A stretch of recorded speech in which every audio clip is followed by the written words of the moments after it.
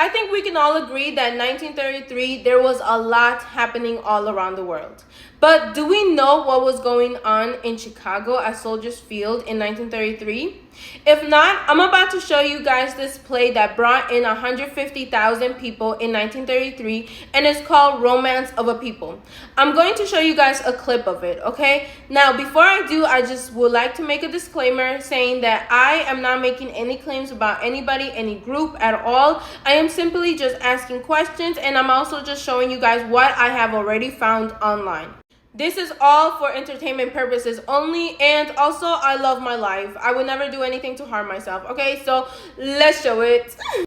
So these are all of the people, many people.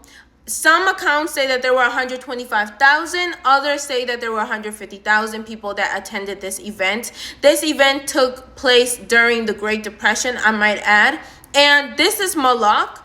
Now, of course, this play was all about Jewish history, and throughout history, there were ancient Jewish people that would worship this Moloch.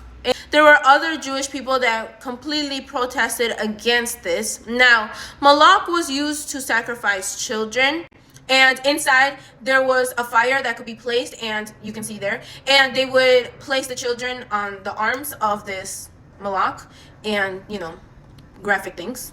This event was to celebrate the 100 years of Jewish people in Chicago, because since the founding of Chicago in 1833, Jewish people have been there to help develop Chicago. And so in 1933, it marked the 100 years of this. With hopes of freedom, happiness, and peace. Look at the flag.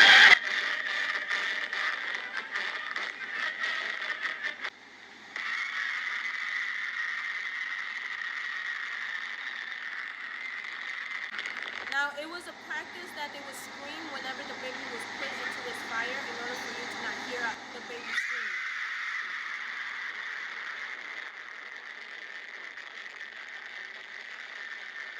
So this right here says it took place on Monday evening, July 3rd, 1933 at Soldier Field, sponsored by the Jewish Agency for Palestine. The Romance of a People was the culminating event of Jewish Day at a century of progress. The World's Fair held along Chicago's lakefront. Over 125,000 people attended the performance of the romance. Right here it says, why a Jewish Day and why sponsorship by the Jewish Agency for Palestine. The fair committee had designated over 24 special days to spotlight the nationalities that made up the immigrant population of Chicago, and was building a hall of religion for displays by Chicago's religious groups. For some of Chicago's Jews, their nationality was Zionism and Palestine. The Jewish Agency was the body designated to represent Jewry in its dealing with the British Mandate authorities in Palestine. Meyer Wiesgall, the executive director of Zionist activities for the Midwest, and later Shine Wiseman's private secretary, the Jewish Agency was the obvious choice as the representative of Jewish national aspirations. In his autobiography, So Far, Wiesgall writes that in the early 1930s, he formulated plans for an annual Hanukkah pageant at Chicago's Opera House. The pageants became so successful that by 1932, he could proclaim the Zionist organization is today on the lips of every Jew and non-Jew in the city of Chicago. According to Wiesgall, the Jews of Chicago had been asked to participate in the World's Fair. Negotiations went on for months as to whether the Jews were a race, a religion, or a nation. And if so, could they be represented by a building? And if a building, what kind of building? After the success of his 1932 Hanukkah pageant, Wiesgall felt inspired. Not a building, not an exhibition, but a pageant portraying 5,000 years of Jewish history. It would have everything: religion, history, and longing for Zion, the return to Zion, and it would be called the Romance of a People.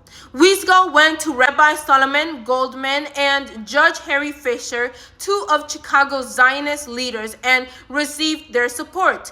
Wiesgall, according to his own account, I'm about to butcher this name, I'm so sorry, but went to see Rufus C. Dawes, president of the fair, a deeply religious man who loved his Bible. Wiesel was able to convince him that Jews had 4,000 years of history, from Abraham down to the present, that no one has.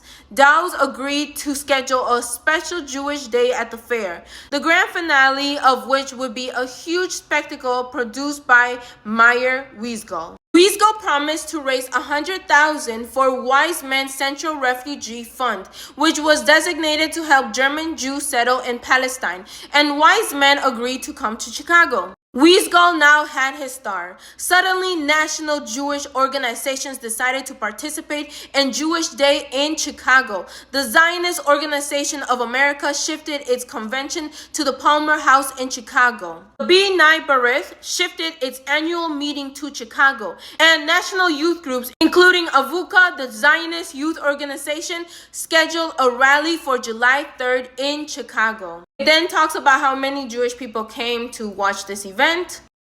Delivered a 10-minute speech on July 3rd before the performance of the pageant. The exact text of his brief remarks at the fair are not quoted anywhere and appear not to have dealt with any substantive matter. He spent most of his stay in Chicago at the convention of the Zionist Organization of America, where he did give a series of substantive speeches about the situation in Palestine, pleading for funds to strengthen the refugee German Jews there and discussing his plans for dealing with the Arab Jewish problem. By the way, I didn't read the other parts of this article, but they were showing how Wiesel and Wiseman were having a discussion about him giving a speech out and how he would give $100,000 to him. So, mind you, this is during the Great Depression, but okay. Wiesel, in his autobiography, comments that he raised the $100,000 requested by Wiseman for his trip and one speech and sent it to him, not deducting anything for the additional speeches. Immediately after the Jewish Day, Wiesel attempted to take the romance on the road, but the Jewish guide, who had been so cooperative in Chicago, let the rains come down in New York. The pageant had to be delayed and then performed indoors, though again with great success. As for Wiseman, in a letter dated Chicago 6, July 1933 to his wife Vera, he wrote, "It is hot here and difficult to work. Generally speaking, it's been a success, but there is not much money here. The Jewish Day went off well. Everyone is praising the performance, though it was not to my taste." Though not to Wiseman's taste, the Romance of a People left fond memories for Chicagoans who were there as participants or as members of the audience. The Zionist conference at the Palmer House was debating the growing crisis of German Jewry. But at the pageant, Chicago Jews, despite the Great Depression, could still proclaim their pride in history, not yet seeing the looming tragedy for their people in Europe. It was to be the last pre-World War II public spectacle by Chicago Jewry. A few years later, such a celebration as occurred on July 3rd, 1933 would be unthinkable. I would also like to note that in 1933, the Havana Agreement took place between Mustache Man and Jewish people of Germany. The agreement was finalized after 3 months of talks by the Zionist Federation of Germany, the Anglo-Palestine Bank, and the economic authorities of Mustache Man. It was a major factor in making possible the migration of approximately 60,000 German Jews to Palestine between 1933 and 1939. The agreement enabled Jews fleeing persecution under Mustache Man to transfer some portion of their assets to British Mandatory Palestine. Immigrants sold their assets in Germany to pay for essential goods to be shipped to Mandatory Palestine. There is so much to history, that's why I love it so much, but let me know what you guys think, okay? Again, all of this was all for entertainment, and I would never hurt myself, never unalive myself at all. I love myself, I love God, I love Jesus. Hallelujah.